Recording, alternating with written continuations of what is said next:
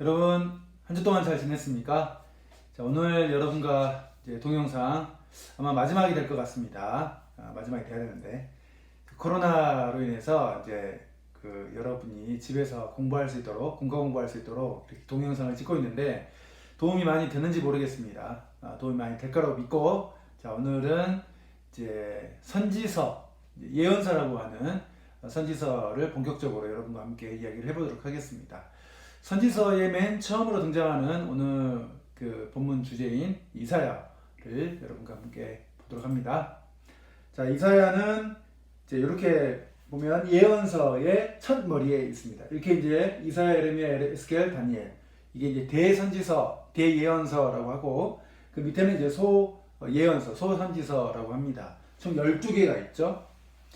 이렇게 이제 대선지서하고 소선지서가 나눠져 있는데 왜 하필 이렇게 나눠져 있을까요?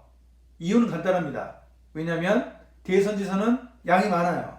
네, 소선지서는 양이 적습니다. 그래서 대선지서, 소선지서라고 이야기를 하게 됐고, 이제 선지서 중에서 가장 내용이 많은 것은 이제 예레미야서가 되겠고요. 장수로는 이사야서 66장 그렇게 되겠습니다. 이사야의 경우에는 유다 왕인 우시야 때부터 이제 우시야 왕이 죽던 해부터 시작해가지고 선지자로 이제 선지자로서 이제 시작을 했습니다. 그래서 이제 요담, 그다음에 아하스, 우리 여러분 잘 알고 있는 히스기야 왕까지 이제 사역을 했다고 하고요. 또 히스기야 왕의 이제 아들인 므낫세 때 이제 전승에 의하면 톱으로 이제 나무에 들어가가지고 톱으로 이렇게 잘려서 죽었다, 순교했다라고 이제 기록이 되어 있는 것도 있습니다. 이사야의 이름의 뜻은 여호와의 구원이다, 여호와의 구원이다 이런 뜻인데 우리가 이사야의 이름만으로도 이사야서 전체적인 내용을 알 수가 있습니다. 뭐냐면 바로 여호와 하나님께서 구원하시겠다라고 하는 것, 이 주제가 바로 이사야서다라고 이야기를 할 수가 있겠습니다. 우리가 이제 구조를 한번 보면은 이제 1장부터 해서 35장까지 그리고 36장에서 39장까지 40장에서 66장까지 이렇게 세 부분으로 이야기를 나눌 수가 있겠고요. 1장에서 35장까지는 하나님께서의 심판, 그러니까 첫 번째로는 유다를 심판하겠죠. 그리고 유다 주변의 이방 국가를 심판합니다. 그리고 좀 더 나아가서 이제 온 세상을 이제 심판하는 이야기가 그러니까 점진적으로 이렇게 되잖아요. 온 유대, 그리고 유다 주변, 그리고 온 세상. 어디서 많이 들어보지 않았습니까? 바로 사도행전에서 많이 들어봤죠. 사도행전 1장 8절에서 이야기한 것과 거의 흡사합니다. 자, 그러면 이 중간에 이제 심판이 나온 이 중간에 뭐가 나오냐면 바로 이 히스기야 왕의 이야기가 등장을 해요. 그래서 히스기야 왕이 어떻게 구원을 받았는가에 대해서 좀 이렇게 조목조목 이야기가 나옵니다.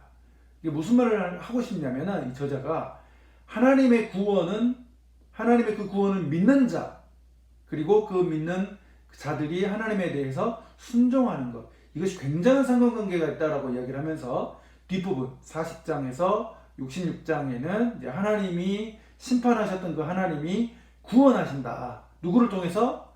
이 여호와의 종, 그러니까 쉽게 이야기하면 예수 그리스도를 통해서 구원하시겠다라고 하는 것들을 이야기해 준다라고 이야기를 할 수가 있겠습니다. 또 이것은 이제 두 아들의 이름을 통해서도 우리가 이사야서를 잘 알 수가 있는데 이 아들이 두 명 있어요. 아들 두 명 있다고 그 이상이 뭐 있을 수 있지만 성경에 두 명이 나옵니다. 그래서 마할살랄하스바스, 그다음에 수알야숲이라고 나오는데 마할살랄하스바스 같은 경우는 급히 노력해서 서둘러 강탈했다. 이 강탈했다라고 하는 것이 나오죠. 그러니까 이 바벨론에 의해서 이 유대 민족이 멸망당하는 것이죠. 그것도 급히 노력당하는 것이죠. 그 예언으로 이제 등장하는 것이고, 그럼에도 불구하고 하나님은 남는 자가 돌아오리라. 이 사상이 굉장히 중요해요. 남는 자가 돌아오리라 라고 하는 메시지를 통해서 우리가 이 이사야에 대한 전반적인 스토리를 알 수가 있다는 것입니다. 그러면 이스라엘 백성들이 도대체 어떻길래 하나님이 이렇게 심판을 하실까요? 세 가지로 나눌 수가 있는데, 첫 번째로는 이제 종교적인 미선입니다. 첫 번째는 종교적인 미선, 두 번째는 사회적인 불의, 그리고 세 번째로는 이제 극심한 우상숭배. 종교적인 위선이라고 했을 때는 당시 이스라엘 사람들은 안식일도 잘 지키고 뭐 제사나 헌금도 잘해요. 그러니까 오늘날 우리로 따지면은 주일날 예배도 잘 나가고 그리고 하나님 앞에 헌금도 잘 내요. 그런데 뭐가 빠졌냐면 가장 중요한 하나님을 향한 마음이 빠져버린 것이죠. 그러니까 하나님을 사랑하고 하나님을 경외하는 그 진실한 마음이 없이 그냥 행동만, 우리의 그 시멘트 칠한, 예수님께서 회칠한 무덤이다 라고 외식하는 자들에게 경고를 하시잖아요. 그런 것처럼 종교적인 위선이 그들에게 있었고, 두 번째로는 사회적인 불의예요. 뭐냐면 미시파트라고 해서 하나님이 말씀하신 이 정의를 지켜야 되는데, 당시에 특별히 이제 약자로 대표되는 사람들 그룹이 있는데, 이제 고아와 과부라고 얘기할 수가 있습니다. 그들을 이 사람들은 도와주지 않아요. 오히려 그들을 학대하고 무시하고 멸시하고 또 위험으로 몰아가 버리는, 정의가 무너진, 붕괴되어 버린 그런 사회였다는 것이죠. 그리고 이제 마지막 세 번째로는 극심한 우상 숭배입니다. 이것으로 인해서 유다 민족은 멸망을 받게 되고 또 하나님의 심판을 받게 된다는 것입니다. 그렇지만 하나님은 이 심판받을 이 유다 민족을 사랑하셔요. 그리고 자비를 베푸십니다. 그래서 구원을 베풀기로 작정하셔요. 그래서 남은 자를 구원하여 돌아오게 하신다라고 하는 것. 그것이 바로 이사야서가 우리에게 이야기를 해주는 것입니다. 자, 우리가 성경 말씀 한번 볼까요? 이사야서 54장 4절에서 5절 말씀입니다. 여기에서 보면은 하나님께서 이스라엘을 향해서 내가 너희들의 남편이다 라고 기록이 되어 있습니다. 그래서 내 남편이시라, 그 이름은 만군의 여호와이시며 내 구속자는 이스라엘의 거룩한 이시다, 온 땅의 하나님이다 라고 분명하게 이야기를 하고 있다는 거예요. 그러니까 이스라엘의 남편이다, 여호와의 종을 통해서 내가 너희를 구원하겠다, 버려두지 아니하겠다, 그냥 내팽겨두지 않겠다, 너희들을 구원하겠다라고 분명하게 이사야서에는 기록하고 있다는 것입니다. 그러면 첫 번째 구원이라고 했을 때는 하나님께서 이제 바벨론 포로를 이제 사람들이 끌려가잖아요. 그래서 그 사람들 유대 민족들을 이제 돌아오게 70년 만에 이제 돌아오게 하는, 그게 이제 첫 번째 구원이라고, 눈에 보이는 구원이라고 이야기할 수가 있겠고, 둘째로는 굉장히 이제 중요한 건데, 이제 고난받는 종, 이사야서에서 이야기하는 이 고난받는 종이 누구냐? 바로 예수님이다라고 우리가 이야기하는 것이죠. 예수님이 이 십자가의 이 십자가의 고난을 통해서 우리의 모든 죄를 다 사하시고 용서하셨어요. 그리고 예수님께서는 죽으셨고 부활하셔서 하나님께서 말씀하신 이 언약을 성취하시는 일들을 이제 보게 될 수 있다는 것이죠. 그러니까 하나님의 말씀에 순종하는 것, 그것이야말로 이사야서가 우리에게 이야기해 주는 것, 그렇게 이야기를 할 수가 있겠습니다.